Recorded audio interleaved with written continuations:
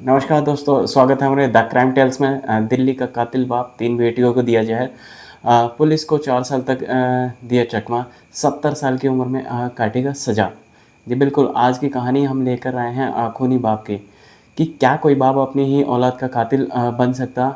आज हम आपके सामने 70 साल के ऐसे ही बेरहम बाप की कहानी लेकर आए हैं, जिसने अपनी 3 बेटियों को दर्दनाक मौत देने की कोशिश की। बड़ी बेटी खुशकिस्मत थी, लेकिन 2 छोटी-छोटी बेटियों को तड़पाकर दुनिया छोड़कर चली गईं। कानून ने सज़ा सुनाई, लेकिन जेल की सलाखें भी उसे बाँधकर नहीं रख पाईं। 4 साल की तलाश और कड़ी मेहनत के बाद दिल्ली पुलिस ने आखिरकार इस खूनी बाप को वापस गिरफ्त में ले लिया। बिल्कुल। और दिल्ली पुलिस की क्राइम ब्रांच के इंटर स्टेट सेल को हमीदुल्लाह बंदूक खान की तलाश पिछले 4 साल से थी।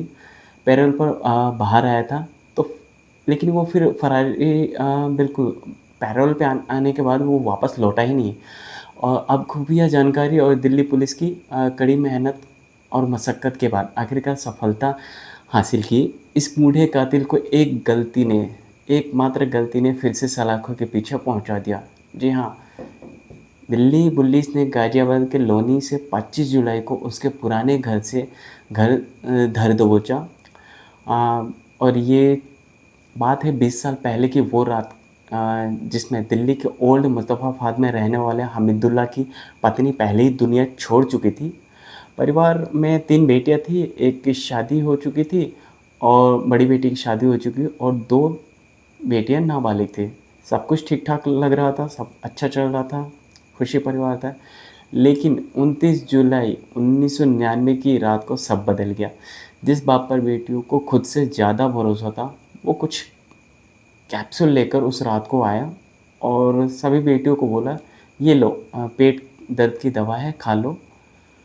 बड़ी बेटी को शक हुआ, लेकिन बाप की ज़िद के आगे वो कुछ न कर सकी और तीनों बेटियों ने बाप का आदेश मानकर कैप्सूल खा लिए। इसी बीच जो बड़ी बेटी रहती है वो अपनी सूझबूझ से अपनी जान बचा लेती है।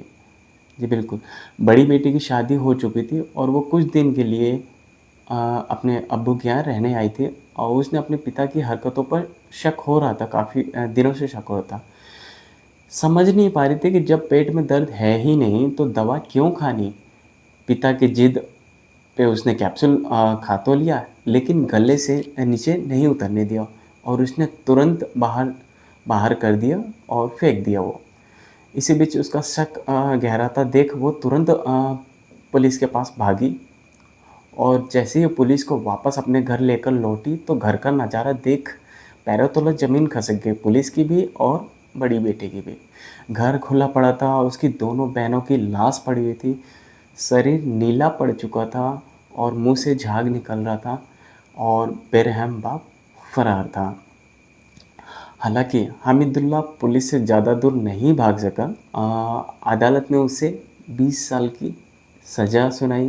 करीब 4 साल पहले वो पैरोल पर बाहर आया।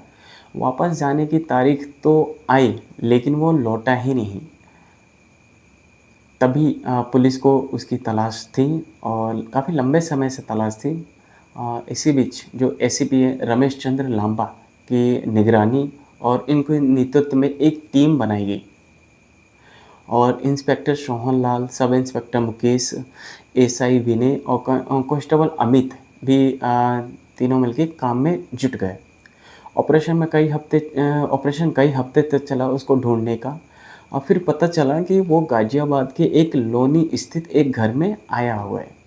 बस फिर क्या करना था, पुलिस ने उसे वहीं से दबोच लिया और उस पे जो ज़रूरी कार्रवाई है वो की जा रही है और बिल्कुल उम्मीद है उसको प्रॉपर सज़ा मिलेगी।